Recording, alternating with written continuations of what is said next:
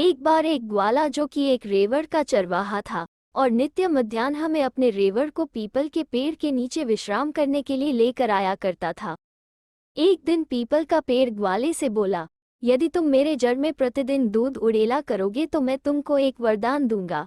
ग्वाला people की जड़ में प्रत्येक दिन दूध उड़ेलने लगा और कुछ दिनों के उपरांत उसने वहां धरती में एक दरार देखी।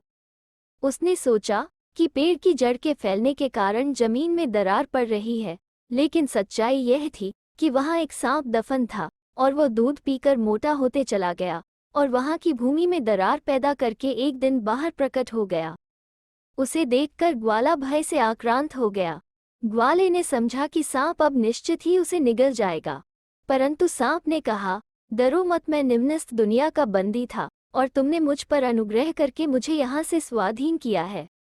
मेरी आकांक्षा है कि मैं तुम्हारे प्रति कृतज्ञता प्रकट करूं और तुमको तुम्हारे इच्छानुसार वरदान दूं।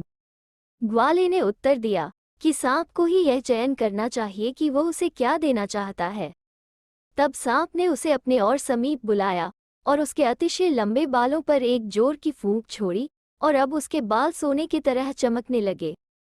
सांप ने कहा कि इस बाल के कारण उसे एक पत्नी प्राप्त होगी और ग्वाला अत्यंत शक्तिशाली हो जाएगा और तुम जो कुछ बोलोगे वह घटित हो जाएगा।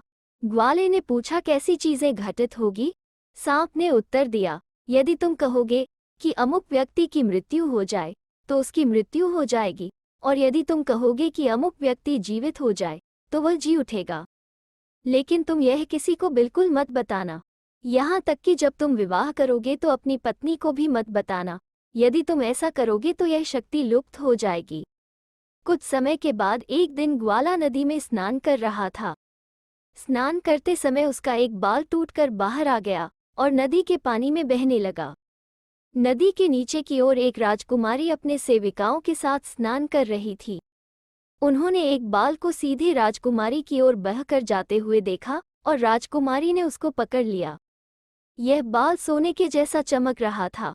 जब बाल की लंबाई मापी गई तो ज्ञात हुआ कि बाल की लंबाई 6 फीट है। इस प्रकार राजकुमारी ने बाल को अपने कपड़े में बांध कर रख लिया और अपने घर वापस चली गई और अपने आप को अपने कक्ष में बंद कर लिया। उसने खान पीना और बात करना भी बंद कर दिया। उसकी माँ ने उसकी 2 सहचरियों को उससे पूछने के लिए भेजा कि क्या मामला है। राजकुमारी ने कहा कि वह नहीं उठेगी और न ही भोजन करेगी जब तक कि वे लोग उस सुनहले बाल वाले व्यक्ति को ढूंढ कर नहीं लाते हैं। यदि वह कोई पुरुष हुआ तब उसको उसका पति बनना होगा, और यदि वह कोई स्त्री हुई तो उसे आकर उसके साथ उसकी सखी की तरह रहना होगा। जब राजा और रानी ने यह सुना कि एक सुनहरा बाल नदी में तैरता हुआ ऊपर से नीचे की ओर आया था, तब वे अपनी बेटी के पास गए और अपनी बेटी को कहा कि एक बार वे हरकारों को नदी के ऊपरी धारा की ओर उस सुनहले बाल वाले व्यक्ति को खोजने के लिए भेजेंगे। उसी दिन राजा ने हरकारों से कहा कि वे जाकर नदी के किनारे के सभी गांव में सभी ग्रामीणों से पूछकर उस सुनहले बाल वाले व्यक्ति का पता लगाएं। इस प्रकार हरकारों ने बाहर जाकर नदी के दोनों किनारों पर के गांवों में उस सुनहले बाल वाले व्यक्ति के बारे में मालूम करने का प्रयास किए, परंतु यह कोशिश निरर्थक सिद्ध हुई और वे बिना किसी सूचना के वापस लौट आए। तब पवित्र भिक्षुनियों को सुनहले बाल वाले व्यक्ति की तलाश में भेजा गया, लेकिन वे भी विफल होकर लौट आई। तब राजकुमारी ने कहा, यदि तुम लोग उस सुनहले बाल वाले व्यक्ति को नहीं खोज सकते हो तो मैं फांसी के फंदे पर लटक कर अपने प्राण त्याग दूंगी। उसी समय एक पालतू कौवा और एक पालतू तोता जो कि जंजीर से बंधे वहीं बैठे हुए थे, ने कहा, तुम लोग कभी भी उस सुनहले बाल वाले आदमी को नहीं खोज पाओगे। निश्चय ही वो घने जंगल के अंदर रहता होगा। यदि वो गांव में रहता होता तो इन लोगों को मिल गया होता, परंतु हम लोग अकेले ही उसको खोज के निकाल लाएंगे। हमारी जंजीर को खोल दो, हम लोग उसकी खोज में जाएंगे। इस प्रकार राजा ने उनको जंजीर से मुक्त करने का आदेश दिया और यात्रा के आरंभ करने से पहले उनको अच्छा भोजन दिया, क्योंकि वे लोग मनुष्यों की भांति अपना राशन नहीं ढो सकते थे। तब कौवा और तोता दोनों हवा के घोड़े पर सवार होकर नदी के ऊपर ऊपर उड़ चले, और काफी लंबी खोज के बाद उन्होंने ग्वाले को जंगल में पीपल के पेड़ के नीचे अपने मवेशियों के साथ आराम हुए देखा। इस प्रकार वे नीचे उतरकर पीपल के पेड़ पर बैठ गए और आपस में सलाह करने लगे कि कैसे ग्वाले को फुसलाकर यहाँ से ले जाया जाए। तोते ने कहा, उसे जानवरों के नज़दीक जाने में डर लग रहा है। इसलिए तोते ने कहा कि पेड़ के नीचे जहाँ ग्वाले की छड़ी और चादर के पास उसकी बांसुरी पड़ी हुई है, कौवा नीचे उड़कर वहाँ जाए और वहाँ से ग्वाले की बांसुरी को उठा लाए। इस प्रकार कौवा एक गाय से दूसरे गाय पर उड़ते हुए गया और लपक कर बांसुरी पर पंजा मारते हुए उसे अपनी चोंच में उठाकर उड़ चला। जब ग्वाले ने यह देखा तो वो अपनी बांसुरी को वापस लेने के लिए कौवे के पीछे भागा और कौवा उसे लालच देते हुए एक के बाद दूसरे पेड़ पर फड़फड़ाता रहा और ग्वाला उसका पीछा करता रहा। जब कौवा थक गया तब तोते ने कौवे से बांसुरी को ले लिया और इस प्रकार दोनों ग्वाले को राजा के शहर में ले आए और वे दोनों उड़कर राजमहल में जा पहुंचे और ग्वाला भी पीछा करता हुआ वहां चला गया। वे दोनों उड़कर उस कक्ष में प्रवेश कर गए जिस कक्ष में राजकुमारी थी। वहां उन्होंने बांसुरी को राजकुमारी के हाथ में गिरा दिया। ग्वाला भी पीछा करता हुआ वहां कक्ष में चला गया और तब कक्ष का दरवाजा बंद हो गया। ग्वाले ने राजकुमारी से अपनी बांसुरी लौटने को कहा। तब राजकुमारी ने कहा, यदि वो उससे विवाह करने का वचन देता है तो वो उसकी बांसुरी वापस करेगी, वरना नहीं। ग्वाला बोला, वो कैसे अचानक उससे विवाह कर सकता है जबकि वो अभी तक उसकी मंगेतर भी नहीं है। लेकिन राजकुमारी ने कहा, हम लोग काफी लंबे समय से एक दूसरे के मंगेतर हैं। तुमको याद है, एक दिन नदी में नहाते समय तुमने एक पत्ते में अपने बाल को बांधकर नदी की निचली धारा में बहने के लिए छोड़ दिया था। वही बाल हम लोगों का बिचौलिया बनकर हमारी सगाई करा चुका है। तब ग्वाले को याद आया कि कैसे सांप ने कहा था कि उसके बाल के कारण उसको पत्नी मिलेगी।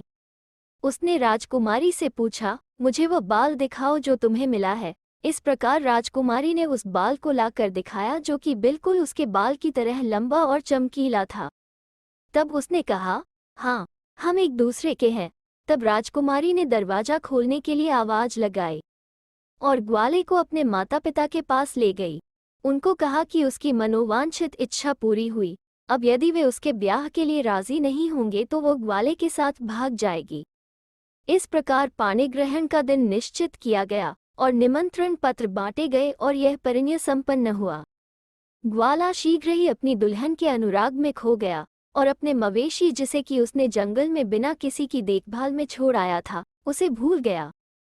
कुछ समय के बाद उसे मवेशियों की याद आई और उसने अपनी दुल्हन से कहा कि उसे अपने मवेशियों के पास वापस जाना है। क्या वो वहां उसके साथ जाना चाहेगी या नहीं? राजकुमारी ने कहा, वो अपने माता पिता से अनुमति लेकर उसके साथ जाएगी। तब राजा ने उन दोनों को विदाई का जेवनार दिया। ग्वाले को अपने राज्य का आधा हिस्सा दिया और अपनी संपत्ति में से हाथी, घोड़ा, अन्य दूसरे मवेशी भी दिए और कहा, तुम स्वतंत्र हो और जो चाहो करो। तुम यहाँ भी रह सकते हो या अपने घर भी जा सकते हो। यदि तुम यहाँ रहने का निर्णय करते हो तो मैं तुम्हें कभी वापस नहीं जाने दूंगा। ग्वाले ने विचार किया और कहा, वो अपने श्वसुर के साथ रहना पसंद करेगा, लेकिन पहले वो अपने मवेशियों को, जिसे उसने अकेले जंगल में बिना किसी की देखभाल के छोड़ आया था, देखना चाहता है।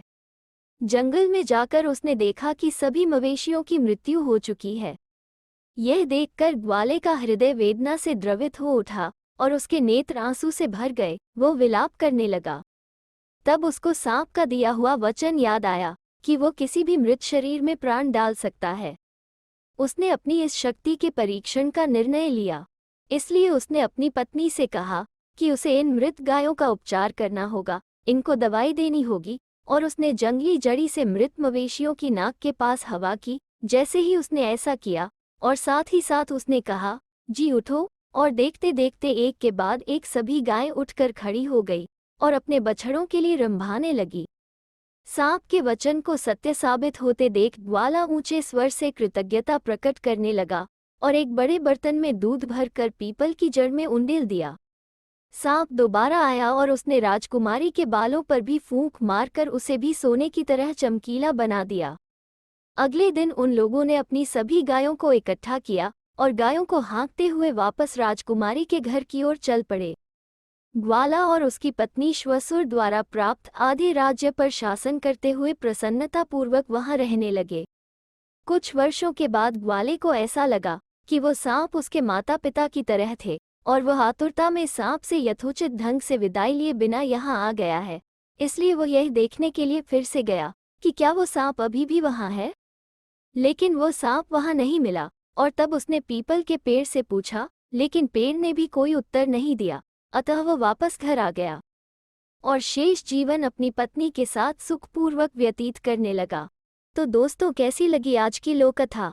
अगर अच्छी लगी तो लाइक और शेयर करें और चैनल को सब्सक्राइब करना ना भूलें। फिर मिलते हैं एक नई लोककथा पर।